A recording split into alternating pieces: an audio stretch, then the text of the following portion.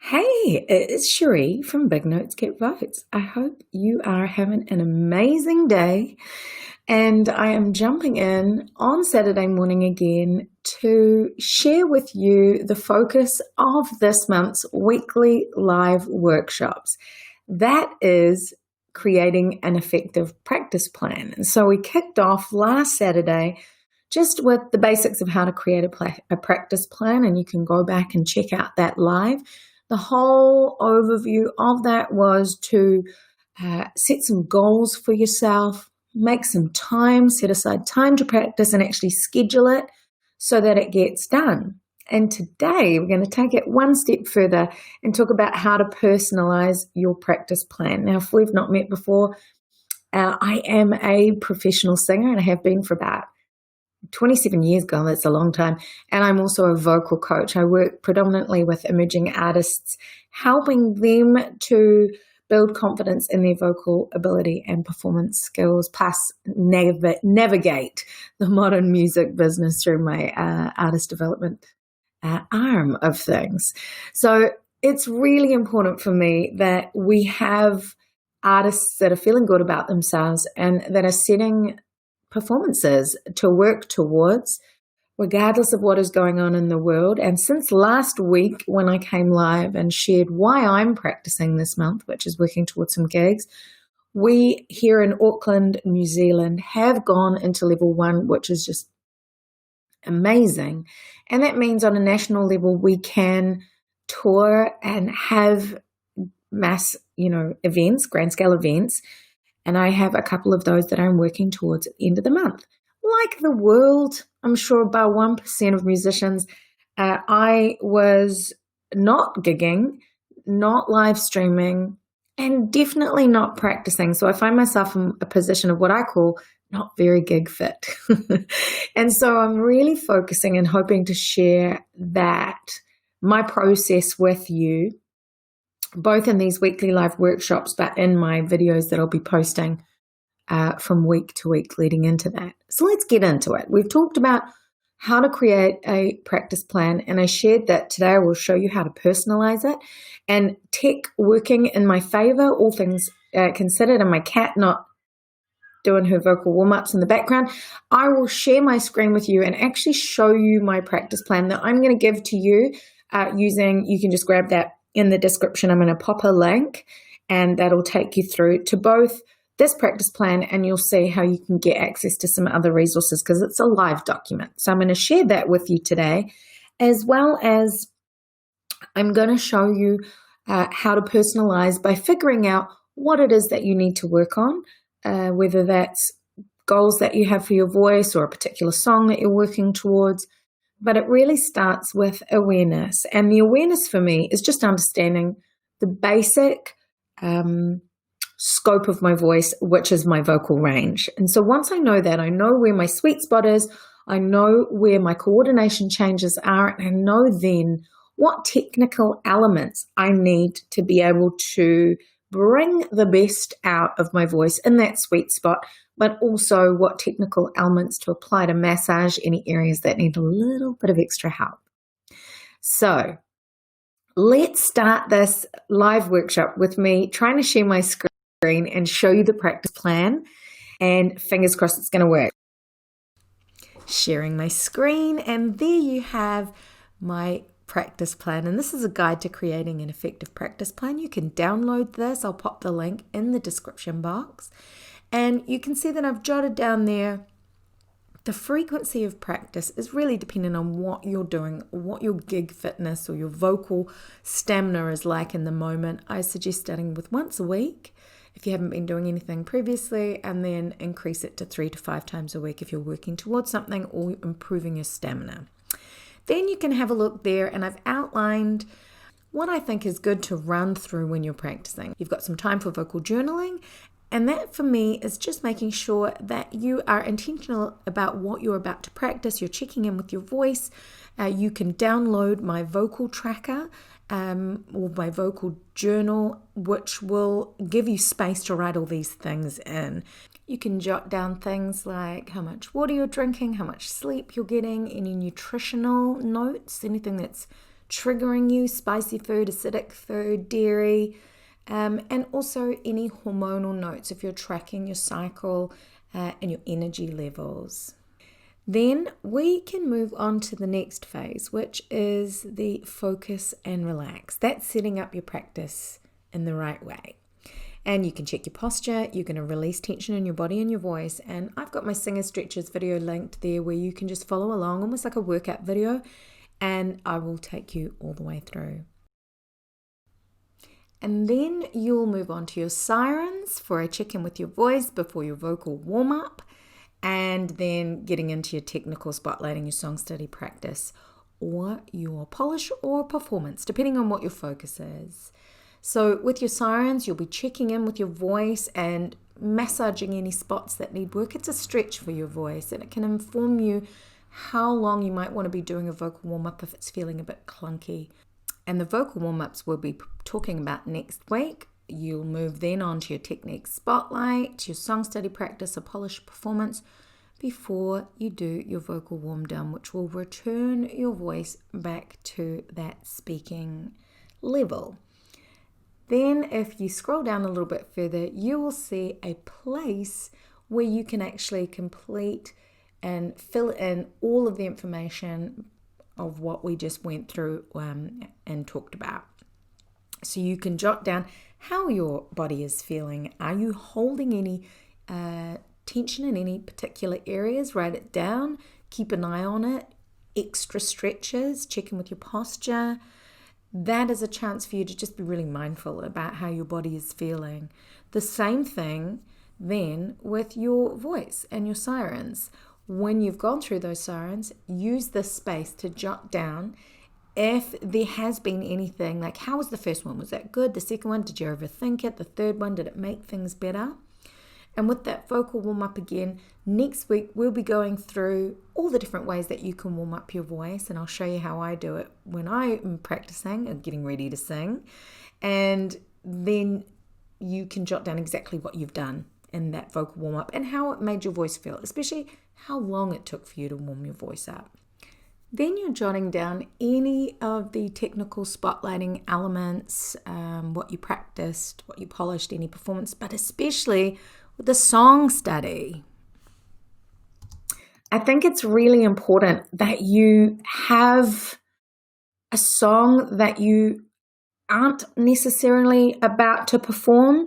Maybe it challenges you in some way, whether it's outside of your genre wheelhouse or just something that you really love singing.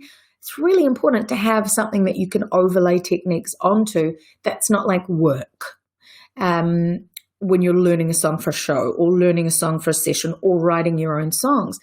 The other thing I think it's really important to do as well, and you'll see this in the vocal journal element, is to do things for fun. Remind yourself of why you just love singing and get in with the playing of it. Sing songs that you know you smash so that, sometimes always challenging yourself in your practice can be a little daunting because you see what needs work without reminding yourself of what you're already doing a great job of singing. So yeah, balance that song study out. And if you've got 3 songs that you're singing through, depending on how much time you have, the average song's 3 minutes, give or take, and that's 12 minutes. You could sing a song you love, you can sing a song you're working on, and you can sing a song that you are song studying or something challenging.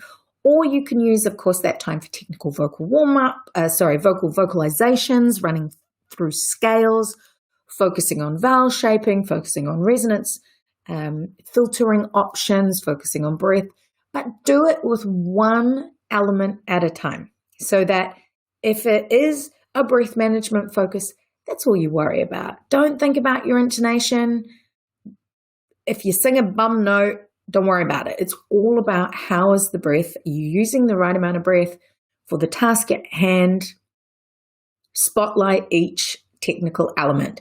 Then when you come to polish at the end, that's where you're throwing everything together. And then you can work on your performance overall, which is where you forget the technical elements because they're automatic, the subconscious or consciously subconscious, and then you just perform. And that's where you think about engaging with the audience and really interacting with the stagecraft of things. So with that in mind, I hope you like that practice plan because I'm going to give it to you. Oh, hey there, Ron. Nice to see you. I am going to give you that practice plan as a download, but then the next thing I want you to do as a step in personalizing your practice plan, so you've got the template there, the next thing I want you to do is to figure out what your vocal range is. Now, the easiest way to do that is to just get a digital piano. You can use one on your phone. You can use one on your iPad. You can even find one in browsers that are really easy to utilize. You don't need to have a physical piano. And I want you to start at middle C. Don't worry about the music theory element of it. It's not about that. So get yourself I have a digital piano on my phone, and I'll link you to this one. This one is called, I think it's called Create Piano. I also have one on my iPad. I think it's the same as well. For some reason, all my gadgets are like, my apps are re-downloading. So I'll show you that one in just a minute. But it actually has the note names and the register that it's in. So like C1, C2, C3, C4, whatever the note may be. It actually has that written on it, and that's what I want you to be looking for. So you'll start at middle C, which is C4, and sometimes just be mindful if you're using a DAW, a digital audio workstation, those registration shifts can be slightly out. So I think using a digital piano is the way to go. So this is my, oh, you can see it really nicely, which is great. This one actually doesn't have the notes on it, but you'd start off, this one here has a little slider. It's very soft. You'd start off at middle C, and then you'd work backwards right to the lowest note that you can make, and you'd jot that down, and then all the way up to the highest note that you can make, and you would jot that down. And I'm talking about a squeak. So a squeak at the top or a low rumble down the bottom, and you can use any sound or any syllable or vowel. When I'm working with my coaching clients, we'll actually go through on each vowel from middle C all the way up to the top note, all the way back down to the low note, and try to keep the shaping pure. As we move into different spots in our range, we have a tendency to kind of modify the shaping. There is nothing wrong with that. And let me preface always, when I'm coaching, there is never any right or wrong unless it hurts. There's only what's right for you and where you are in your vocal development journey. So something that might not resonate with you right this second might make sense, you know, a month or two down the track. So you take on what you can, and you kind of sidebar the rest until you're ready to jump into it. But from the perspective of a practice plan, I think really fundamental elements are vocal range. So knowing your sweet spot. Once you have the total scope of notes that you can make sound on, then I want you to look at what the 8 to 12 notes that fall right in the middle of that are. And you can basically, it's better when you've got it with the note names on it, but you can literally say, okay, if my lowest, because my vocal range is a B2 all the way up to a C sharp 6. So for me, my sweet spot is around about F3 to about a D5. I'm golden. That's like, you get me there. I can pretty much sing any quality, navigate, change, chop and change, have a really good time. And so that helps me to figure out what I need to work on. So if I'm trying to extend my range, I will do vocalizations that take me to the edges of those particular, that sweet spot. So if you're using a vocal warm-up app or just playing the piano, you can make sure that you are extending, because some of the vocal apps are great. They'll let you set ranges that are outside the standard registrations of like baritone,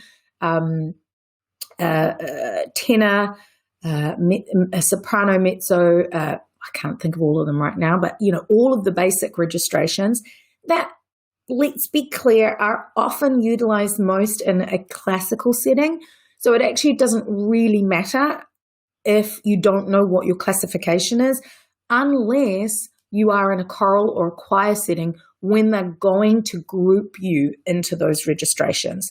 So we're going more general. I'm not too worried about whether you're a baritone, a tenor, a soprano, mezzo soprano, alto. I really countertenor, which I have worked with, which is quite exciting. I just want you to know the total scope of notes that you can sing.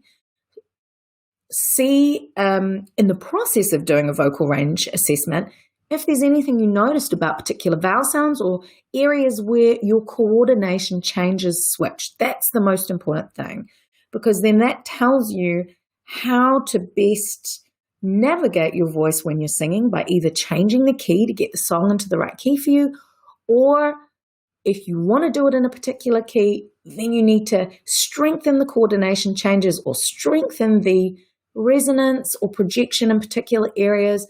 There are so many things that you can work on, but you've got to know what it is that you're working towards, and having an understanding of your voice and awareness of your vocal range helps to drive you in the right direction, gives you something to work towards when you're actually practicing. So I hope that makes sense.